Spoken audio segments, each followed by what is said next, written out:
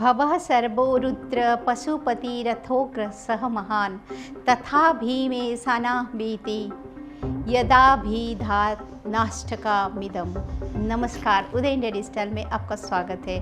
मैं हूँ बाल्य अपराजिता। सावन के पवित्र महीने में भगवान शिव के पूजन में पूरा संसार डूबा हुआ है। ऐसे में आपको अपने खास कार्यक्रम भारतीय चेतना में महादेव से संबंधित कुछ अनूठी जानकारियाँ प्रदान करने की कोशिश कर रही हूँ। इसी कड़ी में आज मैं आपके लिए लेकर चलती हूँ उत्तराखंड के पिथौरागढ़, जहाँ पाताल भुवनेश्वर का मंदिर है, जो कि एक गुम्फा में स्थित है। इस रहस्यमयी गुम्फा में दुनिया के खत्म होने का राज छिपा है।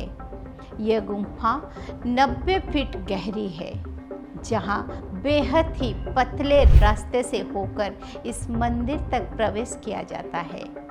जब आप थोड़ा आगे चलेंगे तो आपको यहाँ की चट्टानों की कलाकृति हाथी जैसे दिखाई देगी।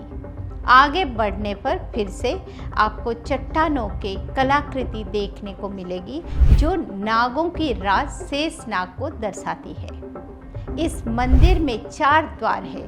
पहला द्वार रण द्वार, दूसरा द्वार पाप द्वार, तीसरा द्वार धर्म द्वार और चौथा मोक्ष द्वार है।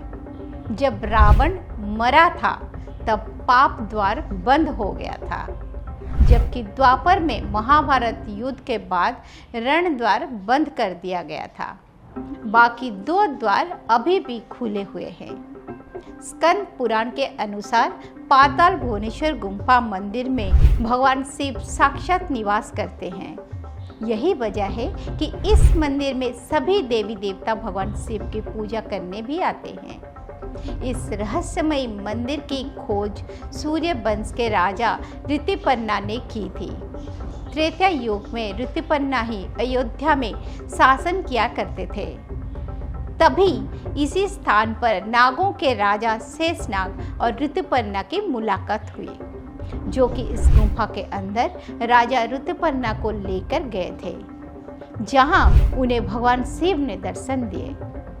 इसके बाद द्वापर युग में पांडवों ने भी यहाँ भगवान शिव के दर्शन किए थे, जबकि कली युग में मंदिर की खोज जगत गुरु आदि शंकराचार्य ने की थी और तांबे का शिव प्रतीक स्थापित किया था।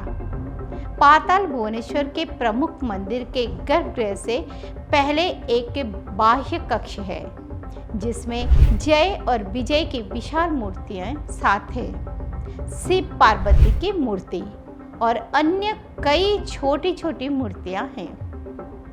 मंदिर के दाईं तरफ चंडिका देवी का मंदिर है। इसके अंदर अष्टभुजा देवी की प्रस्तर मूर्ति स्थित है। इसके अलावा यहाँ एक कांसे की मूर्ति है। शेष अवतार की मूर्ति, सूर्य मूर्ति भी मौजूद है।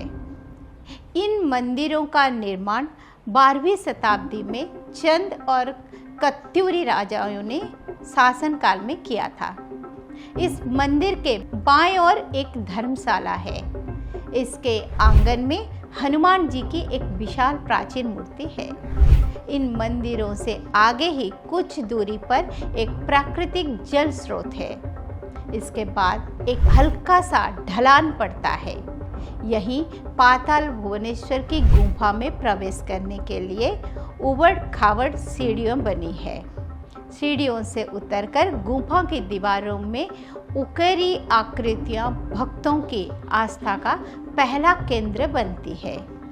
यहाँ स्थित कुंड के बारे में मान्यता है कि राजा जनमेजय ने अपने पिता परीक्षित के उद्धार के लिए अलंग ऋषि के निर्देशानुसार इसी कुंड में सर्प यज्ञ किया था। इस कुंड के ऊपर तक्षक नाग बना हुआ है। इसके आगे भगवान गणेश का कटा हुआ मस्तक शिला रूप में स्थित है। शिला मूर्ति के ठीक ऊपर 108 पंखुड़ियों वाला शताष्टक दल ब्रह्म कमल है। ब्रह्म कमल से पानी की भगवान गणेश के शिला रूपी मस्तक पर दिव्य बूंद टपकती है। ये मुख्य बूंद गणेश के मुख में गिरती हुई दिखाई देती है। मान्यता है कि भगवान शिव ने स्वयं इस ब्रह्म कमल को यहाँ स्थापित किया था। मोक्ष द्वार के आगे विशाल मैदान के मध्य भाग में पुष्पों और गुच्छों से निर्मित पारिजात वृक्ष है। इस मैदान के आगे कदलीवन नामक मार्ग है। माना जाता है कि यहाँ हनुमान अहिरावण संग्राम हुआ था। उसके ऊपर ब्रह्मा जी के 5वें सिर में कामधेनु गाय के थन से निकलती हुई दूध की धारा गिरती है। इस स्थान पर पितरों का तर्पण किया जाता है। इसके पास में स्थित एक जगह पर भगवान शंकर की जटाओं से गंगा की धारा निकल रही है। इसके नीचे 33 करोड़ देवी देवता प्रतीक रूप में आराधना करते हुए नजर आते हैं। मध्य में नर्मदेश्वर महादेव का प्रतीक विद्यमान है। इसके आसपास नदी और विश्वकर्मा कुंड बना हुआ है। यहीं पर आकाश गंगा और सप्त ऋषि मंडल का दृश्य दिखाई देता है। पाताल भुवनेश्वर का दृश्य अत्यंत मनोहरी होता है। यहाँ ईश्वर के अस्तित्व का साक्षात अनुभव किया जा सकता है। देश और दुनिया के ऐसे ही अद्भुत मंदिरों और आध्यात्मिक जानकारी के लिए देखते रहिए मेरा खास कार्यक्रम भारतीय चेतना और उदय इंडिया डिजिटल चैनल को सब्सक्राइब करना ना भूलें। ओम नमः शिवाय।